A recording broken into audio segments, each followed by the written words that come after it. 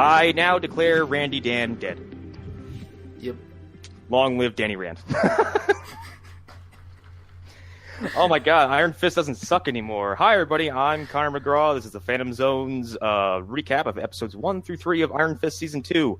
I think we're all unanimously kind of like, hey, it's better. Yeah, it's much better. Who else is here? Arlen Harrow, as usual. Alan Muir. I'm back because Connor said start watching, and I just followed the lead. Okay. Alan's like, I just do what I'm told. Is there any vanilla? Wow. Wow. Good callback. That was a great callback. Mm-hmm. And I'm Lou Gonzalez, and I'm pretty sure I can take Davos. He looks like he's about like 3'5". Man, okay. Now that we're on Davos, there is this constant stream of unintended hilarity around him because he's such a fucking stuffy badass that like he's like, no, I don't want to be distracted. I'm like, just take 5 minutes. Like,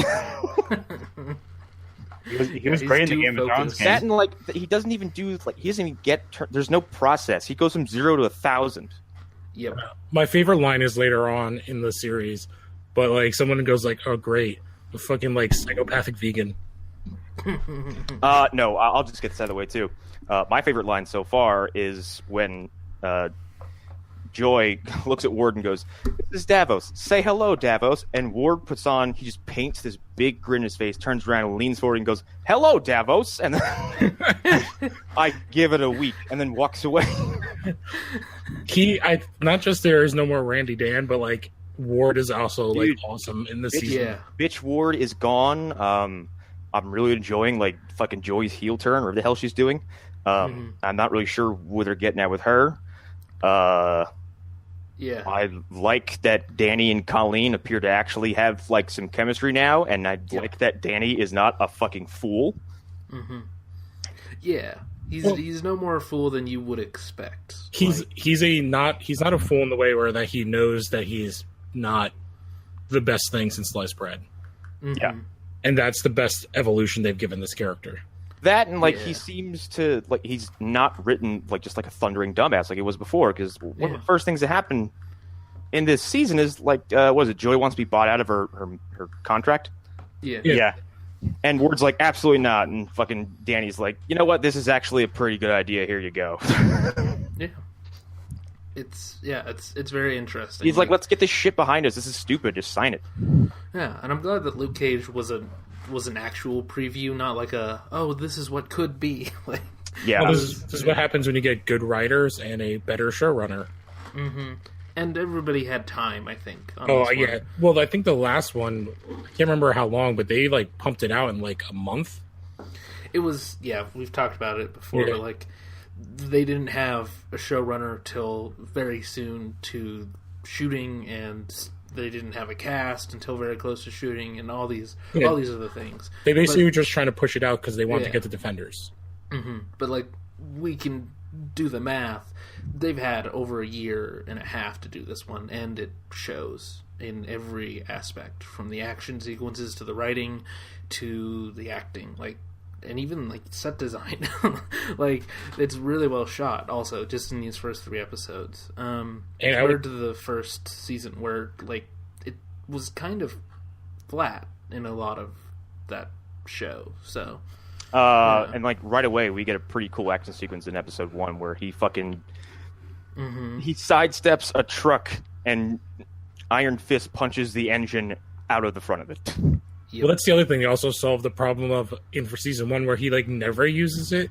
Yeah, he throws it around like it's goddamn nothing in the season. Or I heard he does something ridiculous with the Iron Fist powers towards the end of the show or the end of the season. I heard he makes guns. Yeah. No, that's a thing in the comics. That's what got spoiled for Eric. Oh, okay. Right. Yeah, there's things happen at the end that are so goofy and crazy that you need to see them in context, because they are goofier and crazier than you think they are. Yeah, but most of that stuff is from the comics. Like, that's from a very specific run. That was awesome. I do have one question about the ending that you can try to skirt around. Does this tie into Luke Cage at all towards the end? Like, are No. people okay? No. This is completely Iron Fist's story. It's only about him, and it ties into probably the best Iron Fist story in modern time. At least that's what it seems like where they're going. Based on the hints. Because Interesting. I'm reaching, but I've said before, if Defenders Season 2 was Matt, Jessica, and Danny against Luke and his crime army, I would lose my mind. Not gonna say what I want to say, but yeah. I think if they did that, I think they could fit in the Punisher into that too. 110%. As like the I fourth almost member. wouldn't want him to, but yeah. But like they literally is like he's the gun guy. Like I guess. like trying to figure out how to.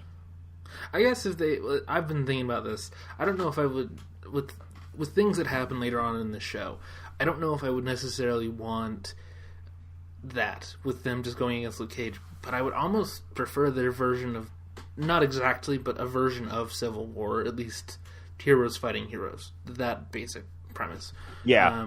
That would be something that would be interesting, especially since so many of their side characters are now getting abilities, Trish, so on and so forth. And you can even work in some of the villains that are still living if you did it well enough. And I think that would be almost more interesting. Because the problem that I had with Defenders was the side characters didn't get enough to do. They had nothing to do, and there was all this empty space where they could have been fit in. At some point, they're all corralled into a room, and they're just told to stay put. And it's not even like they do interesting things or interact in interesting ways in that room. It's like Jess goes up to Trish and they talk for like a second. Or not Jess, freaking Claire? Hunter's waifu.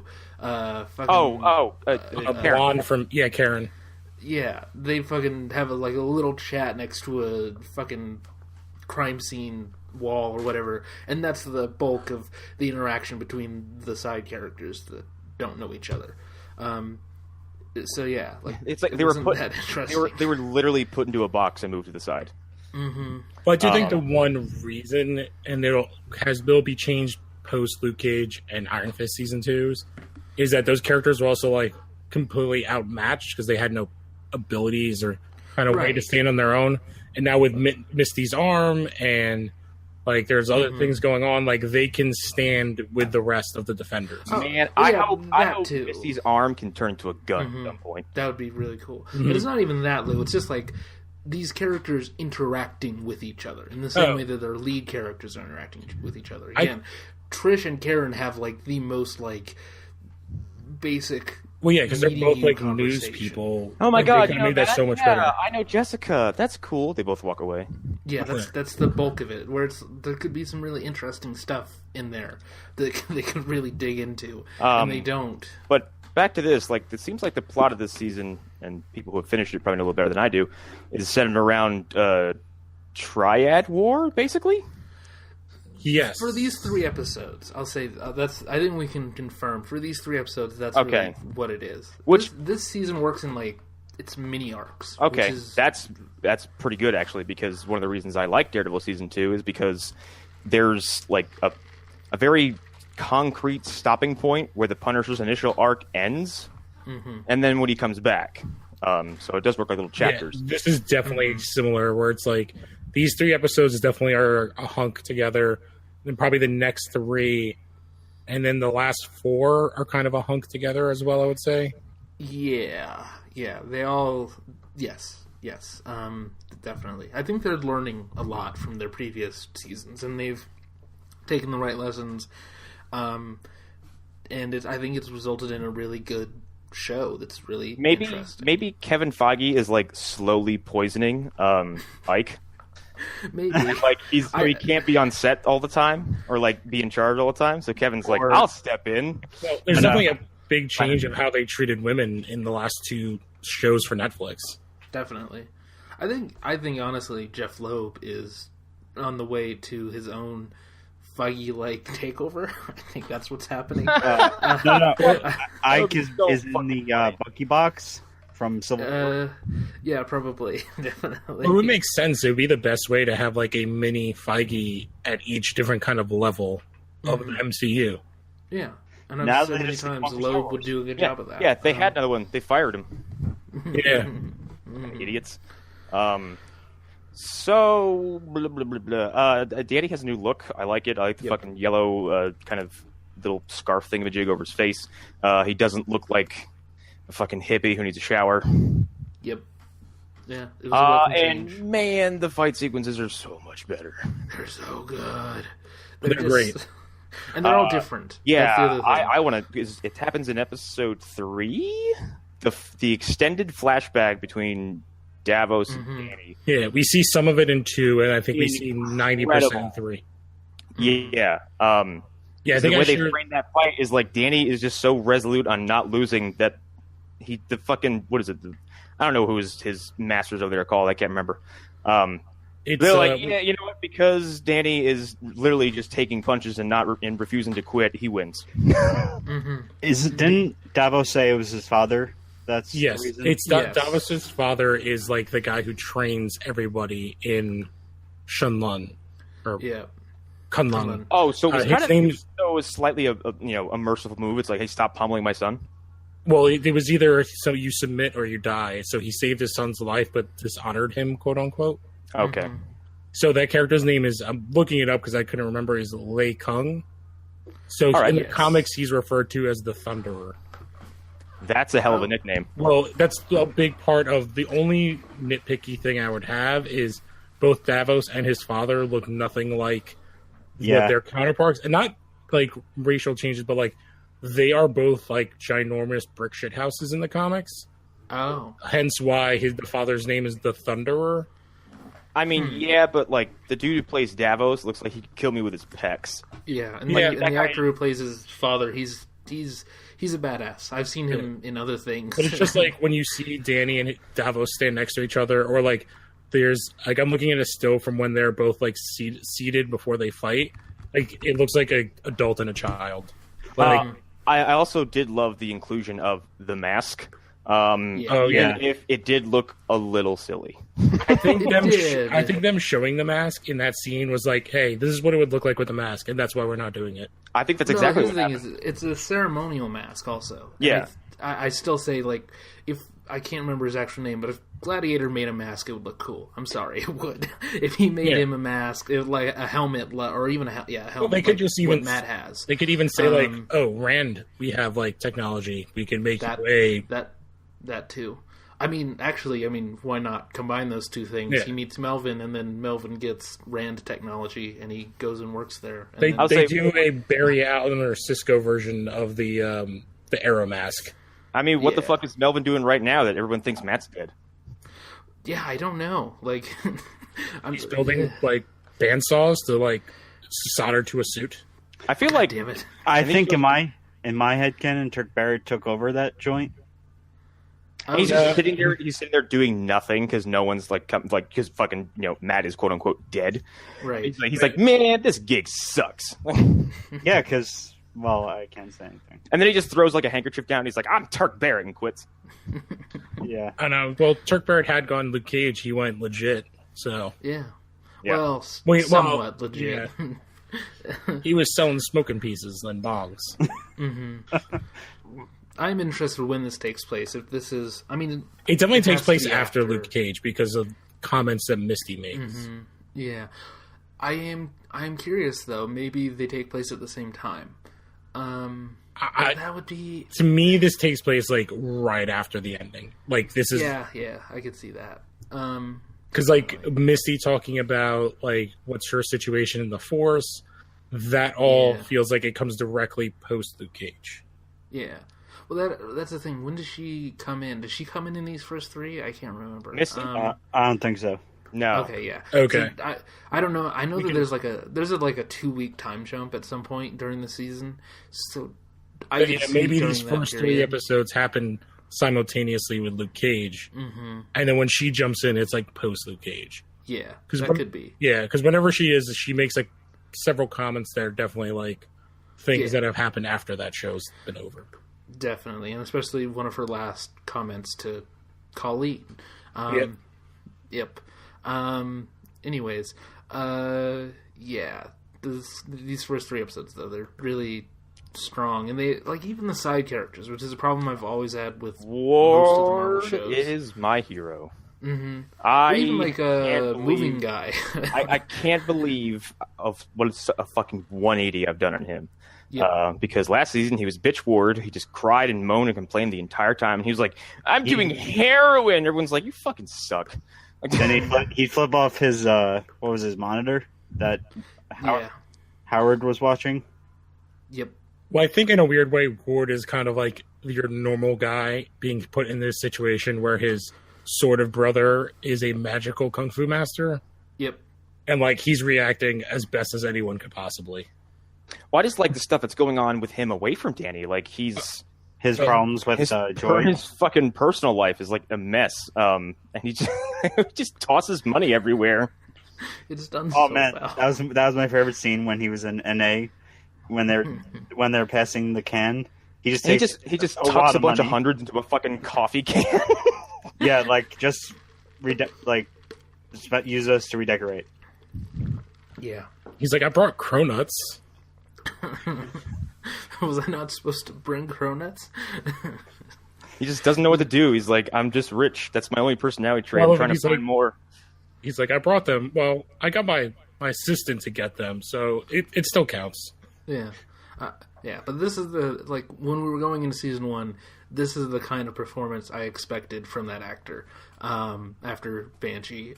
So yeah, like, I'm glad that he's finally come into his own and doing a good job. Him and the woman playing his sister. Oh yeah.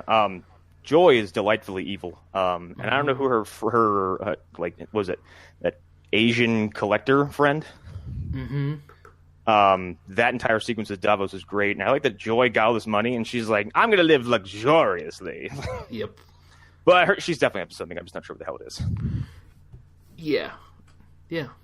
And I like her like kind of excess of personality that seems to be coming out of her is complemented by Davos standing there not emoting.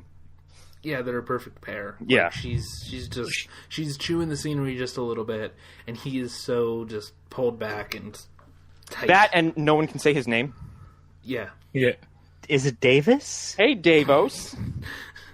Hi, David. Well, she's like perfect Upper West Side, like New York douchery, like old money. Oh my god! When she was like, "I haven't been this far east." Yeah, like she's the type of person who, if she had to go to Queens, she would be like disgusted and throw on her clothes afterwards. She seems like she would fit right in with the cast of Sex and the City, fucking rolling up to a city that lives in poverty, riding camels, Yeah. like with nice Yeah. ass clothes. You just described her. Yeah, totally. Speaking of that show, whatever her name was, lost to Andrew Cuomo in New York, where I am. I don't Yeah. know what any of that means. She was One- running for governor, and she This has been canceled. Wait. Alan's New York politics minute. Who was running? The redhead from Sex and the City. Yeah, Charlotte or whatever. I don't know how I know her name is Charlotte, but It's Charlotte. it's also definitely not Charlotte. Charlotte's the brunette. Oh wait, no, I don't know the names of the Sex older and the City one. characters. Never mind. Yes, I'm happy about that. Not Kim Cattrall, not Sarah Jessica Parker, not the brunette, Yeah. the redhead. Cynthia Nixon. Yeah, Yes. her. That just Yeah. popped in my head. Sure. She's the one. She's the boring one. She's the I mean, they're all boring to me. I don't like that show at all. same kind of. I have a wife, so that's how I know this. Well, yeah. Right. Yeah. Yeah.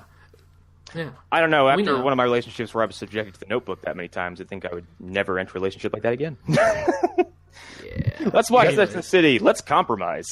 Well, Lou, I made her we know watch that last you watched season. all the Carrie Diaries. We know this. It's fine. I was gonna We say, accept it. I made my wife watch last season of Flash, so I can't really argue. Oh, with okay. anything. No, then you need to have some kind of penance. I know it's not exactly your fault. Well, it kind of is because you volunteered for the show. It's pretty bad when even she's like, "Why is Iris West a thing?" What kind That's of a different universe? show. What kind of universe are we in with the fucking second season of Iron Fist is better than the last 2 seasons of Flash?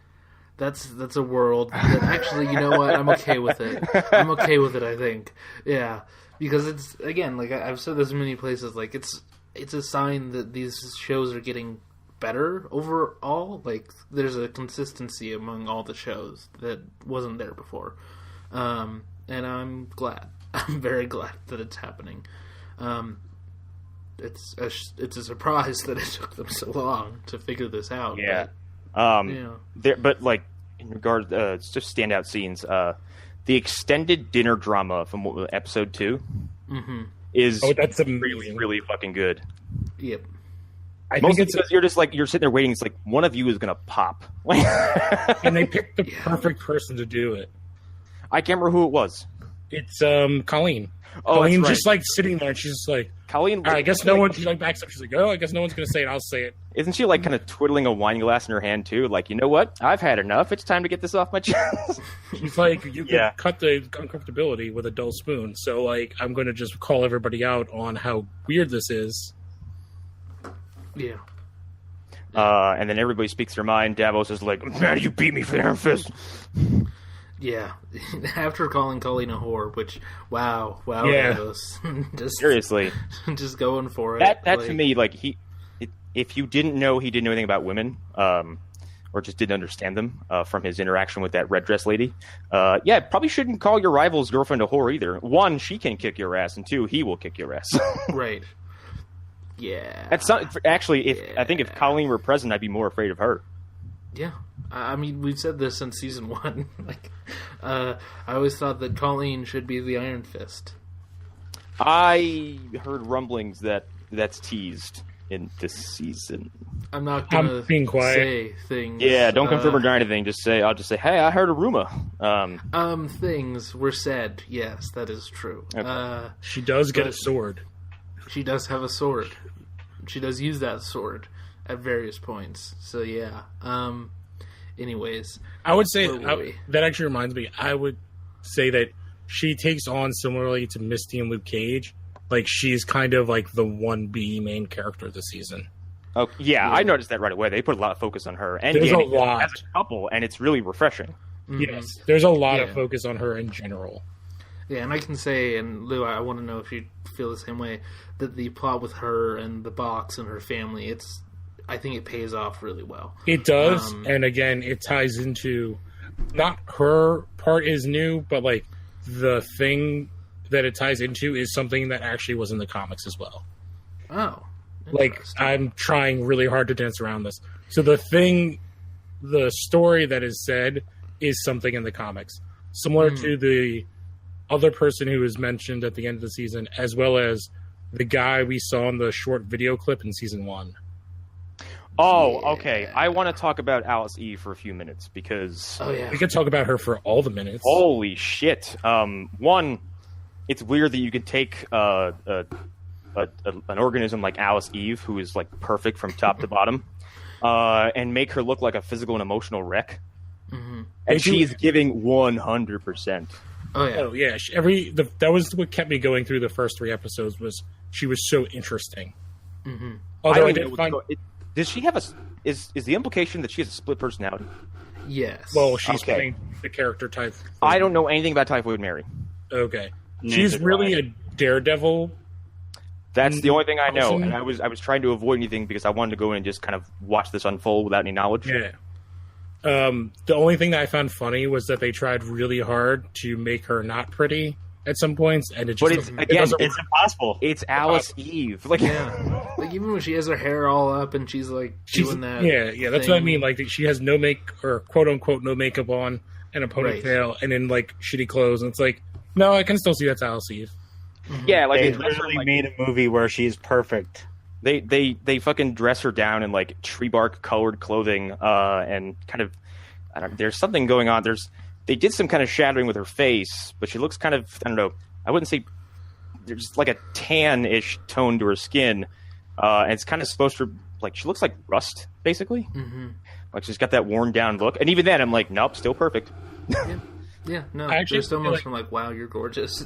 I was actually very concerned about her casting when I first heard it, because all the things I've seen her in, like the movie Alan just mentioned, or her in Star Trek where she's basically there to be in a bikini or her underwear, like, I was very afraid, but she actually like crushes the show.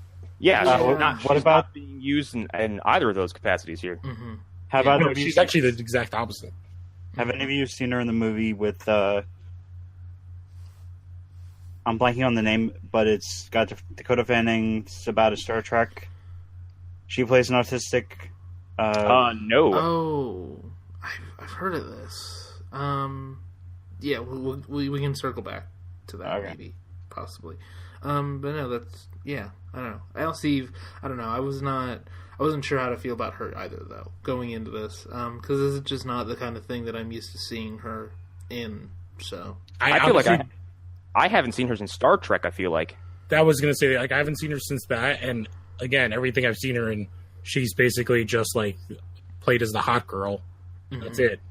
Yeah, that is a lot of the kind of thing that she ends up doing. Oh, she's sure. not that. She was in Men in Black 3. I did not know that. Yeah, I forgot about that. That's right. She plays a young M. I want to say Agent Q? O.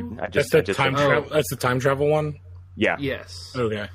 Yeah, the one that I have mixed feelings about still. But yeah. No, in Star Trek, she basically is there to get a bikini on and then get her ankle stepped on. Yeah. It's more or less what she's there for. I actually think that scream when Peter Weller gets his head turned that into was amazing. Watermelon. The best scene in that whole godforsaken movie. I actually think she will get good work after the show, like as a dramatic actress. Yeah, it's the Marvel touch. I mean, she was in Black Mirror, so she's got some good work already. Although it seems like people from the Netflix side of things don't really get like the red hot iron, like the red hot Marvel touch that people in the movies get for obvious reasons. Yeah, most of them get other shows. Yeah, I just feel like it's not on people's radar in regards to scouting. Mm-hmm. Yeah, but like Charlie Cox, what does he do besides Daredevil? He was in Boardwalk before Daredevil. I think that's like a time thing. Like, Daredevil takes a lot of time to do. Man, I feel like Daredevil has been gone like my whole life. I'm so excited it's coming. I'm kind of glad that they saved it for last because it's. But December, I hope it comes out like the weekend around like the Christmas time when everybody's off. That would be the smartest marketing move. So I don't think that's what they're going to do, though. I think that. But everybody's off. That would be genius marketing where everyone's just home and they can just binge Daredevil. While I agree, for those who don't remember last year, events happened that allowed them not to just air it in the middle of October. We've discussed those events. For Punisher? Yeah, because for Punisher. And I think that they are set on having a show premiere the day of New York Comic Con. They are set on having that moment of, and you can stream it now. Yeah, right now. That's true. So was Comic Con like December 15th or something? No, it's like October. So I think they're going to drop it in October. I seriously you think that they're lying? I think that they are. I think that they are stretching facts. And the fact of the matter is, it's only been a month, maybe two, since Luke Cage, so they clearly don't care about how soon the show has been. I thought that they like confirmed December when they released that teaser. There was a lot of rumors, and so I think it was the Thailand Netflix subsidiary. They released a poster saying something about maybe early December, late November. That's the thing. If they don't do it at New York Comic Con, it will definitely be November or December. Probably around the same time that they. If it was October, I would love it. Like sooner the better. Give me all of it. Yeah, it'll be hell for us in terms of scheduling, but fuck it. Yep. What do we care? I also want to talk about how I think these current antagonists in the first 3 episodes are just so much more interesting than ninjas. I've said over and over again how much I don't like the Hand, and. The one group has been around. Are frightening.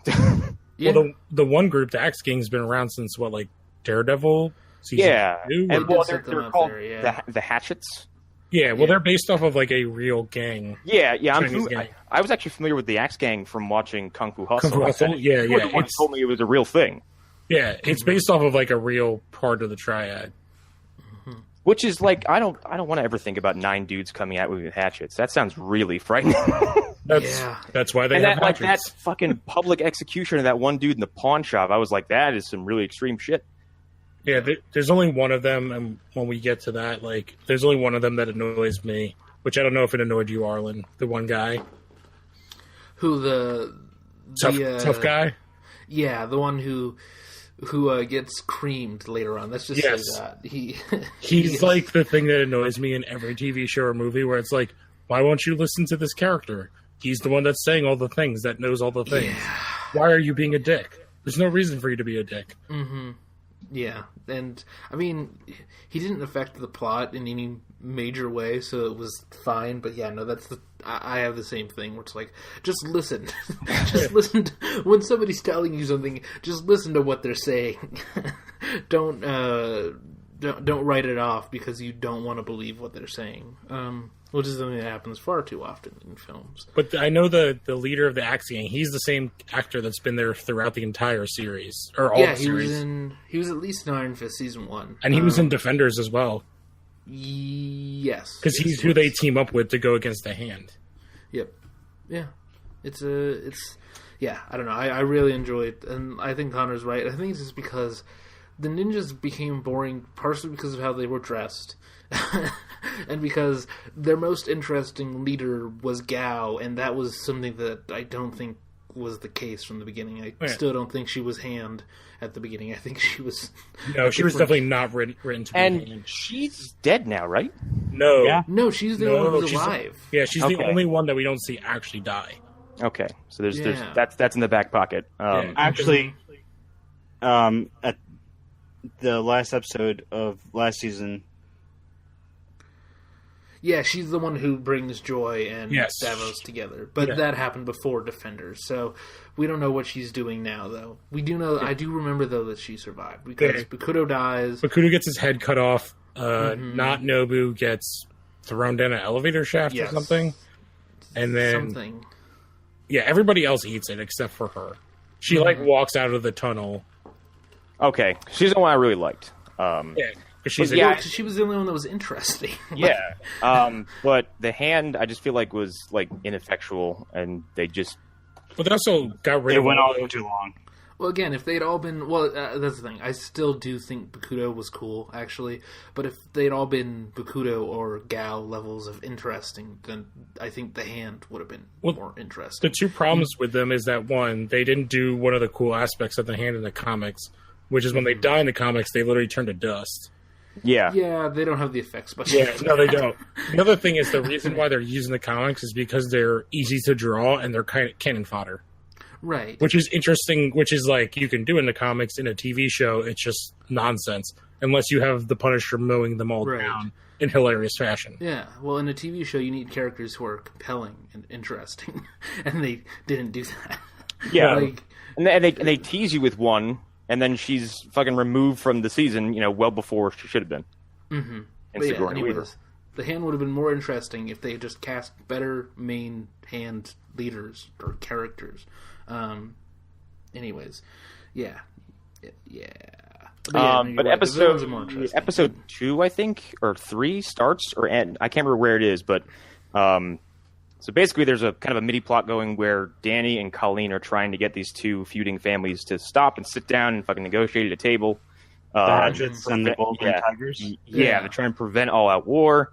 And I don't know what Davos is up to yet, but he goes to visit this one dude who's a Mr. Yang. Yeah, it's the head of the Axe Gang. Yeah, and then kind of has a disagreement with him, and then fucking gives him the 5-point exploding heart punch from Kill Bill. So I'm so glad you mentioned that, because that's exactly what I thought. It's so good, I love it. And that's the other thing. So on the Yang and the Tiger front, I'd like that they're not really villains, they're antagonists. It's the same exact thing that's going on in Luke Cage. It's this is an area of the city. There's no way to eliminate the existence of gangs. They just don't even address that issue because it won't happen. So instead of it being, because it was Harlem black gangs, it is now Chinatown, so it's Asian gangs. Yeah. Which the one thing... Your best recourse is to get them to stop fighting. You're not going to get rid of them. Yeah, and the real villains are the people who are sort of manipulating it, being Davos. I think that just makes him such a cool villain. He's so Bond level in that way. Well, two things. One, have any of you guys seen or watched the Sherlock Holmes series, the BBC one? I have given it a few tries. I can't get into it for some reason. This is the only thing I've ever seen this actor in, and he's in the last season. He's in 2 of the episodes. Are you talking about Okay. Sacha Dhawan? Who Yes. was he again? He is the other member of the team that. He's the Yeah, other. I also don't want to spoil it if anybody. No, I'm not going to spoil. I'll just say he's an SAS member. Yes. Let's just say that. And He was he's also in, what was it? Adventure in Space and Time? He's been in a bunch of British stuff, but yeah, he played one of the first directors of Boris Doctor Who. Hussein. If you've seen a lot of British TV, you probably have seen this guy before. But It's he's just really funny good. to look at, to compare then and now. Yeah, it's fun. The other thing I was going to bring up, what is funny, if anybody has ever been to New York, it is funny to see this show taking place over Chinatown, which is like a block and a half at this point, in 2018. I mean, I think that we're supposed to assume that these neighborhoods, I guess, just grew naturally. Yeah, Chinatown is like the one section of New York that's actually shrunk and it's become more Little. Chinatown and Little Italy connect. Like, they touch each other, and Little Italy has grown because it's more hipstery. Yeah. But remember, Lou, the event happened, and that changed Yeah, I know. everything. So, But I do, like, because I was going to say, isn't like it wasn't any kind of progress towards making those kind of little communities somewhat better? Was the Avengers Battle New York? that's what they kind of established. That like that was the whole everything Fisk is thing. reverted to the way it was before because of Loki, basically. Yeah. Yeah, well, that was the whole Daredevil season 1. That Fisk was buying up all the stuff that was destroyed to own all the real estate in a part of town that's not even called that anymore, which is Hell's Kitchen. Yeah. I Well, mean, yeah, speaking yeah, of it's that- still it's still referred to as Hell's Kitchen, like I said in this timeline, because of like it's been reduced to shit because of the after effects of the incident. Yeah, it's become Also, the kitchen again. It's still kind of referred to as Hell's Kitchen because they changed it in a very douchey way to Clinton, and no one calls it that. Oh, okay. That would be like coming here and changing the names of some of the cities that have been like fucking Novak just means no vacancy. And then I think Eden, it was originally Dead End. Wow. Yeah. It's almost like this place was an apocalyptic wasteland before some people got here. Well, most of the, Which is funny because when I played Fallout New Vegas, I thought a lot of those towns were just made up. And then I come here, I look at a map, I'm like, holy shit, there's fucking good. There's good Springs, there's fucking Novak, there's Boulder City. I just got to say one thing. Patrolling the Mojave almost makes you wish for a nuclear winter. Okay. Okay. I was going to say, the the parts of New York that are named, a lot of them are named after old things from like the late 1800s and earlier. Right. Like Bed-Stuy is Bedford-Stuyvesant, which is, I think like Stuyvesant is like a name, like a Dutch name for like a farm area or something. So like all those things are they've been like Wall Street is named Wall Street not because it's because like there was an actual like wall there at some point for like a fort or something. Right. Yeah. So let's take a minute and talk about how much better the fight sequences look. They're so much better. They are filmed better. They're choreographed better. There's a level of brutality to them that wasn't in the first season. Yep. It's the a lot actors more know gory. the actors know their choreography. Did any of you guys rather watch the than not. videos I shared that Sasha was sharing on his Twitter or Instagram? I did not, just because I didn't want to get spoiled for anything. Okay, but yeah. I was sharing ones that weren't going to spoil anything because they were like early episodes, but he was sharing like the kind of like not walkthrough, but them training the scenes. One of them being specifically the flashback scene with a stunt coordinator, and it was really interesting watching them like go through the whole thing. And I think he showed another one at some other point that was like their Daredevil season 1 like one shot take thing. Ooh. And it's interesting watch like you're like, oh yeah, they're actually going to go through and train this as opposed to what we learned in the first season. They were doing like the Supergirl Flash method of like, all right, you're going to do this, this, and this. All right, run through it once and now let's film. Yeah, which obviously Looks did like not shit. work until the drunken master sequence, which was better because he was a better actor who should have been playing Danny in the first season. We can argue about that. The thing with fucking the first season is that like everything looked too floaty, and Danny never looked intimidating. He always had this frightened No, look he in his didn't. face. Well, they also they tried because to he make was him badly cast and wrong. I don't think he was badly cast. I think it was terrible fight coordination and concept. It's all Like, this I all know, this I all know, but falls I'm back just to saying. Scott Fuck, who wants to do a quick job quick and not Yeah. do a quick job good. They were trying to Right. make him look like Daredevil when he's not Daredevil. Both Well, they were trying physically- a lot of things, but Yeah. they didn't. Well, like they didn't I think I said succeed. when we talked about Luke Cage, like his style should be much more like Tai Chi, almost like kind of flowy, blocky. That's what I was going to say. And like compared to Matt is much more of a controlled frenzy. Yeah, Matt's just going to Matt- beat on you until you stop moving. I mean, he's basically a kickboxer. Yeah, he also like- he also eats punches and shots on purpose, Yeah. almost to kind Yeah. of fuel his rage. When Iron Fist should be like never getting touched, almost. Yep. Yeah. Yep. Yeah, and he uses a lot of. There's a lot of. I'm going to use your axe to get you. I'm going to use your own weapon against you, which is something that Davos does a lot, also.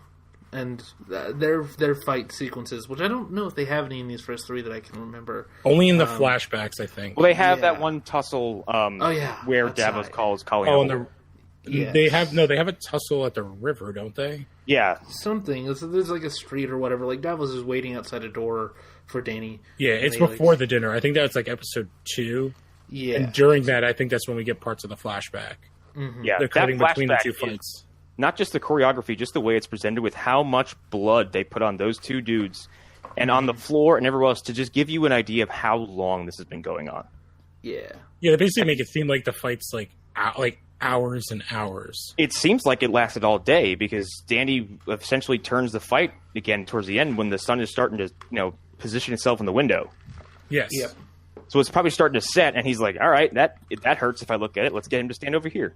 Well, that's why it makes me feel like kind of the overall thing with these first 3 episodes is that they're showing that almost to me, at least it came off as that the hardest part was not just fighting the dragon, which we still don't see, is actually becoming the champion. Yeah, So like the tournament, and then it's the top 2 people. It's like that's the hardest part. Because if you can do that, then you should beat the dragon. yeah, exactly. The dragon's part is like the bonus prize at the end. Yeah, because they make it seem like once you whoever's allowed to go to the dragon's going to wreck the dragon, which I think, based on the comics that I remember, is kind of true. It's like a cyclical thing, so somebody has to go. The dragon's faking it told, "Oh, you beat me! Oh God! Oh!" Falls over and gets back. Well, up it and goes he's like, it goes back to a "Here." character that they ruined in season 1. So the drunken master guy, is a comic book character. Oh, And he I has a wouldn't much even know. Yeah, because they don't even say his name really, because it's the guy that played Shatterstar in Deadpool 2. Yeah. Yeah, great actor who's really good in that first season. He was really well done, I thought. So the character he plays is very prominent in one of the stories that they are teasing at the end of the season. Okay. So he's going to come back, is what you're saying. They Well, he could, like, based on the comic thing, he could. I mean, here's the thing. We know that Gal got away with some of that dragon goo? Sure. Dragon Bow Marrow. Dragon bone stuff, juice, whatever. So she could easily bring back everybody from the first season, including the Spider Lady, everybody's favorite character. Spider Lady.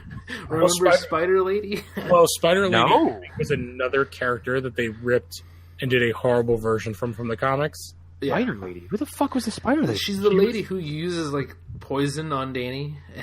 It's part of his really shitty, the raid take. I don't Yeah, even remember this. It was during the Mortal episode- Kombat episode. Yeah, the tournament. Is it the first episode that was interesting because it's like it opens with karaoke and that one assassin dude who like kills all these people while singing "Take on Me." I or remember the whatever. karaoke, but I don't remember anything after that. Danny Yeah. goes into a thing and he has to beat everybody to get to talk to Gal. Was that the episode that RZA directed? Yes, That fucking Probably. sounds like something he would direct. no, it's the best episode of season 1, probably, to be honest. He was the fucking hard master in the G.I. Joe movie. Yep. Yeah, he was also the man with the iron fist in the film. The man with the iron fist. Yeah, no surprise that he directed an episode of Iron Fist. Those Speaking guys of Iron love Fist- Kung Fu, though. Yeah, speaking of the Iron Fist, all the uses it has in the first 3 episodes, anyway, are so much more interesting and cooler. Like the fact that he's practicing in the basement, Yeah. with, like the door and the tires. Yeah, that is really interesting, and I love what they like that entire concept. Mhm. I lost Yeah. my shit when he with the table spot. That table shit was really cool. Because it's not, like I like his power because it's not just I can punch you with concussive force. I can punch anything with concussive force and weaponize that thing. Yeah. Like if he punches a wall, the wall is now a projectile. Like, I guess in a weird way, his fist it's almost like the opposite of Cap's shield in a way. Like it just causes everything to like vibrate and like it just well, yeah, it can do shockwaves. It can knock shit over. It can almost break Luke's jaw. Like the channeling chi is almost like he's summoning kinetic power and just like throwing it into stuff. It's really cool. It's The only time he doesn't use it for that is in the first season when he heals Colleen. The fist looks cooler this season. I mean, to me, Yeah, I don't there's know, maybe something about it that is less cheap looking, I suppose. But I think it's also just I think the color is brighter. Yeah. And It's again, it might definitely- just be time. It might really just be like they had more time to work on the effects and make them look good. So Yeah, no eagles this time. yeah. By the way, oh god, Did you guys like the scene in episode 3 where they're going to the parlay and the guy's like weapons and oh yeah, and she's like he's the weapon. yeah. That was a pretty good line. There's some good one-liners in this whole show. I thought. I actually enjoyed the meatball bit from episode 2. What are those? Meatballs. Oh, really? And you prepare them like that? I do. I think it's both funny and it's like a great way to show like how detached the two of them are from the rest of the world. Yup. Davos doesn't know what meatballs are, and Danny doesn't know how to cook them. Yeah. It's just two fucking boobs standing over a little fire. Like, what are those? I'm not really sure. I think But this they is taste good. it's in episode 1 or 2 when we see Danny working. 1, because he hasn't worked too much in 2 and 3 because like his 1 they just kind of write around it, and the second thing is like his boss tells him like, hey, don't come to work today because there's people getting hatcheted in the street. Yeah. Yeah, because 1 is it's also because that conversation leads to our introduction to Mary, right? Yeah, I believe him so, and, yes. Because him she's and the box moving guy. Who was he in the first season? Did I just No. forget him? No, I Okay. don't think so. I just thought of He him was as, really interesting. I just saw him as Chinese guy with the greatest New York accent of all time. Oh It's- wait, it's so good. okay. Yeah. This dude had one of my favorite lines where Danny's like, "It's okay, you'll find your dream girl one day," and he goes, "Your girlfriend's my dream girl." No, it's like your girlfriend's my future wife. Oh, that's right. Yeah, something like that. Yeah, it's pretty. I was sitting there. I was like, I don't blame you. Jessica Henwick is amazing looking Yes. and It has definitely- incredible presence. That she was in Game of Thrones, so I suppose that helps. But she really- was more believable in season 1 than Danny was, and now she's even more believable. And she has not just good chemistry with Danny at times, but her chemistry with Misty is, and we saw it in Luke Cage, is goddamn Yeah. amazing. Yep, It's really good. They have so much chemistry with each other. that and I love her. I love her kitchen brawl with those little punks. It's really good. Oh, it's great. Those punks are great. Also, throughout the season, they're really strong. Oh, they're whingy little brats, and I love seeing them getting smacked around. Can I So, I ask something? I'm sorry, Alan. You can go. Hunter woke up. Yeah, that's what I was gonna say. 'Cause Of course he did. I just see in all caps. Damn it. And we're probably going to wrap soon, so he should probably just You should not jump on the bother. plug. When I think it was in these episodes, those kids, when somebody said like, "Oh, our boss is named Rhino," did your heart skip a beat for a second? Mine did. I didn't even catch it because at this point I'm so divorced from the idea of these shows and the movies ever mending some kind of bridge. A solid one anyway, like a direct one. Well, we've seen like the Russian gang in Daredevil, so I was just like, "Oh my god, no, they're not." And Oh, okay. But yeah, no, I like them. Yeah, I really haven't much else to say about these 3 episodes, other than the fact that I liked them. Yeah, they're very good. And I'm trying to like kind of withhold any more comments about stuff I've heard that's going to happen because I'll wait for the episodes to actually happen. yeah, these first Or three I'll wait episodes, to watch them because I'm taking my time with this. Yeah, first 3 episodes were kind of like a soft reboot for like all the bad things Oh, of season yeah, 1. it They was are- a long form apology. It did just feel like that. It's like that moment from Force Awakens that everybody talks about. This will start to make everything right. This will start to make things right. I was like, Yes. I was like, do you really just say that? It's almost like he should have turned and looked right into the camera and said yes. With the wink. But I feel like the actual like the first apology was the Luke Cage episode where people were kind of calling him and like, hey, you don't announce yourself as the Immortal Iron Fist anymore. Hey, you seem more relaxed. You're not as annoying as you used to, be. Even parts of Defenders, I think they really like started this slow redemption of that. Well, character. they had every single character give him shit and break him down fucking mentally. It started when him and Luke met, and Luke's like, "Why are you a billionaire down here beating the crap out of like poor black kids?" Yeah. Yep. And he's like, He's like, I don't have an answer. Yeah. Yeah, wasn't that in the... You caught me off guard, sir. Wasn't that in the recap, the Netflix recap? It might have been. I didn't always watch skip those. Yeah, I skipped it. I wanted to actually for when we did Jessica Jones. I skipped the recap and I was like, actually, I kind of wanted to see that because I don't remember season 1 very well. So yeah, not that I want to. I thought it was going to be a quick recap, and I looked down at the time bar, and I was like, 3 minutes. Just get to the episode. Yeah, same. I think it's because they have to cover both its season, Defenders, and him and Luke Cage. Yeah. Mm-hmm. Yeah. I do like that. I do like the idea of a recap, though. Like, here's a little video montage of what's been going on. It's a cool idea, especially. Well, it takes that whole Stanley idea of like, first every comic is somebody's first comic. Right. Yeah. Yeah. And I think for this one, I think a lot of people might actually watch the recap because there's a lot. I would say previously on Iron Fist. Instead of watching season 1, just watch the recap. Mm-hmm. I mean, so we have 3 seasons to compare this to. What is, if you all had to just like off the top of your head, what is your best reference to Matt in all 3 of the shows post his death? If you had to rate them, I think I like the one in this because I think Danny's burning the candle at both ends so much because like someone gave him a torch that he has to run with. I would almost go. I really like the way that they do it in Jessica Jones, and I really like it here. I think I like it the least in Cage just because it's like, it's so nothing. Like, it doesn't really mean anything. What was the Luke Cage reference? I didn't even It remember. was like, I'm not, he's like, but I'm not a blind lawyer or whatever, or something like that. Like, to me, for the main character, it's probably here over Jessica, but for like the supporting characters, I think Matt's demise in Defenders was mostly seen in Luke Cage through Claire. Like, Claire's entire plot in Luke Cage is because of Matt. I actually didn't realize how much his supposed death actually makes her exit all the more kind of it flows easily. Mm-hmm. Because she could just like that could be the straw that almost broke the camel's back, and like how Luke is behaving. She's just like, I can't do this anymore. I had to leave the city. Like, can't be around any of you anymore. I can't lose another one of you. Yeah. That's like her whole thing. Yeah. The ending of the montage was Danny was saying. Matt said something to me. He said someone has to watch over his city. Oh damn, that's a good thing to include. That's a very good thing to include. I don't know. For me, it's like the way he just responds when she says, "I'm not a hero." I don't know. That was a really.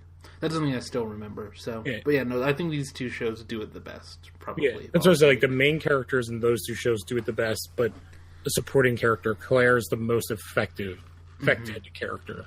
Yeah, because she's basically gone from this universe until further notice because of his death, for the most part. Yeah. Well, yeah. They've said that the door is open for her to come back whenever. Mm-hmm. And I think she's even said the same thing. She's like, "Yeah, I'm just going to go away for a while, and then drop in when it's convenient." Yeah.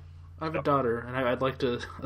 I compared it to Victor Garber on Legends. Like, no, you earned your right to leave on your own accord. Yeah, she was the connective tissue through so many seasons. Now they don't need her because there's so many other side characters, like the guy that's part of the Axe Gang, like Foggy and Luke Cage season 2. Like, they have other connective parts, Misty, like that. They don't need a singular entity to connect the shows. Yeah, and unlike Coulson, like her big moment is really never going to be probably undone. Oh no, Is, that's done. That's donezo. Well, Coulson? No, I mean her and Luke are forever done. Yeah, that's what I mean. That like the reason for their departure will not be undone. I think. Mm-hmm. no. Yeah. For Most hers, likely. anyway. For Coulson, it was immediately undone. Now it's like, why wouldn't you tell people he's alive? They were very upset. Yeah. And Why they brought wouldn't you other tell characters- Tony?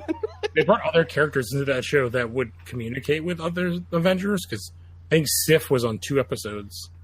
Yeah, that's right, yeah. And That was- Coulson tells her not to tell Thor. That was the last place we saw her. Yes, Yeah. because she left to go do another TV show. Well, Yeah. Ike Perlmutter killed her, so that's why she was put in a car and she was buried alive. Well, I think the Russos were answering questions. No, about yeah, she made it. who got snapped and who didn't. And I think they said Sif was either a spoiler or still alive. No, she was off. She wasn't on that. She was off planet or something, and she survived. Well, being off planet doesn't matter. Thanos wiped out half the universe.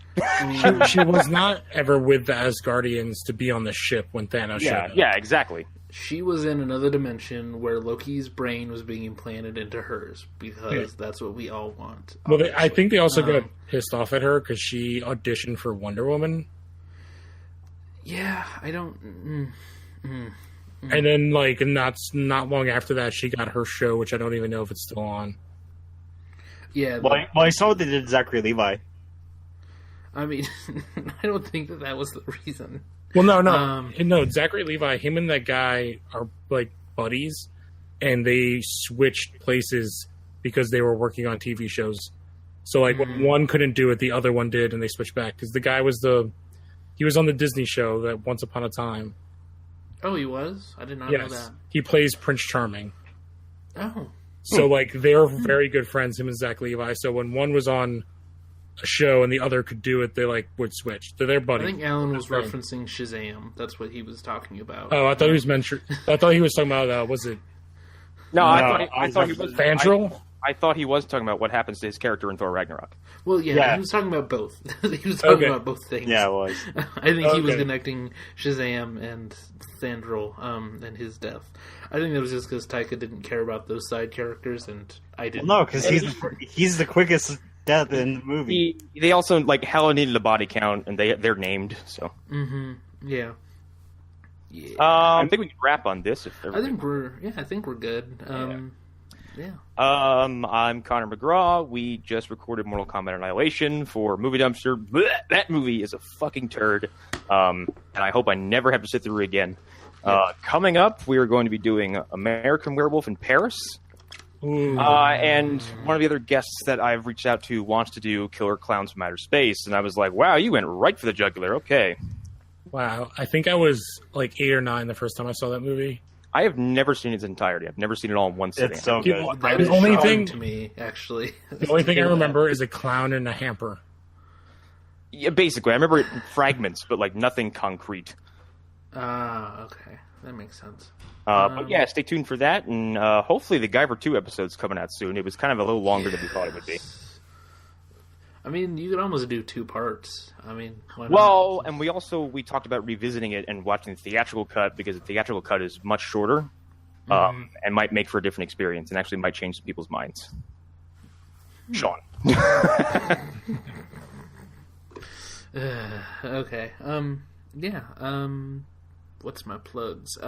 Monster Mash launching in October because Hunter fell asleep and he couldn't do this plug. But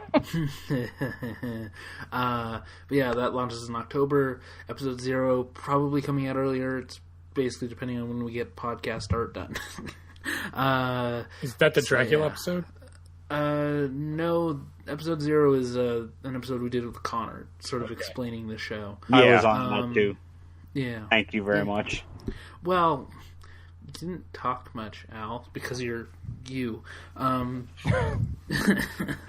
I was there, so just I'm You just were saying. there, that's true. And Lost Horror Podcast every single week except next week because we are taking that one off.